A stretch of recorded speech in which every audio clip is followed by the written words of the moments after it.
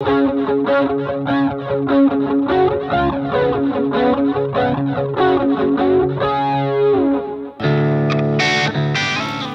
a little word, tone, but it's everything. I mean, it's your footprint, because largely it's the stuff you grew up with as a kid that makes such an impression on you.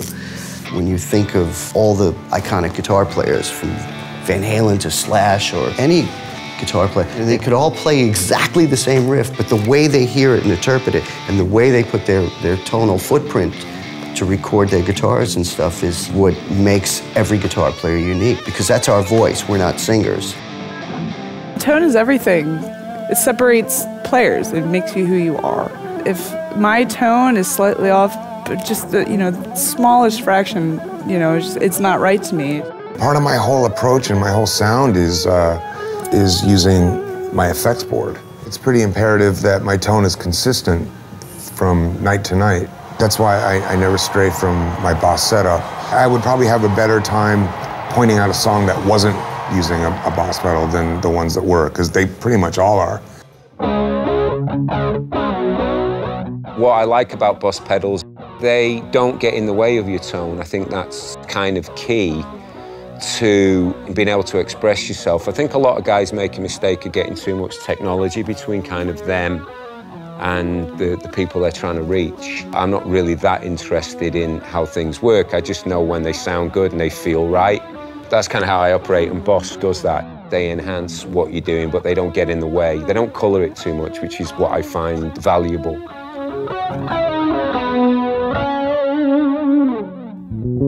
Tone to me is very important, because different genres of music, it requires different tone. And that's important because that adds to the color of the style of music you play. I just love being able to get in here and dial, I get down on my knees, I don't really care, and I'll just dial away. And on stage, like, it's immediate, and I need instant accessibility. A lot of things happening now with so many software, electronic and all that, and for me, a lot of these things still don't really feel like a guitar when you plug it in. It just feels like I am playing through a computer. Boss pedals, when I plug it in, it always feels like a guitar, the dynamics, the feel, the strings, the attack and everything. For me, they always sound good. Most metal players want to start off with their organic tone that they have coming from the amplifier itself. And if they need some extra gain or boost for their solos, they want to add something to that that's going to give it color and something that's really going to shine. The reason I use the SD1 is simply because it doesn't change the tone of the amp. One thing I found out about other pedals, other overdrive pedals, is that once you start adding more gain, it starts taking away the low end from your amp. And this pedal doesn't do that. It just adds the certain colors that you need to get that extra boost and kick that you want for lead passages.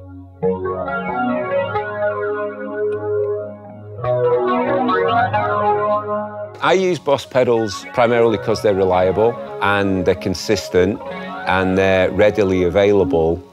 And as far as I can tell, and certainly in a live environment, they still, to me, sound the best. I haven't heard much that sounds better. My favorite, being the first one I ever got, was the DD3 delay. I go everywhere with it. If I don't have it, I'm very cranky. It's the one pedal when I'm traveling. I always have it in my guitar case, because if I lose everything else, I don't care, but if I have my DD3, I'm fine. What's great about Boss pedals is that they're just like, there are other colors to paint with. The colors fit the effect. The delay sounds white, the octave sounds brown. You don't really have to know anything to get the tone you're looking for. Boss equipment for like 30 years has never ever let me down. I suggest any other guitar player out there that's looking for an awesome product, add Boss products. Flip through Boss catalog, it's there. Boss is historical. That is the pedal to use.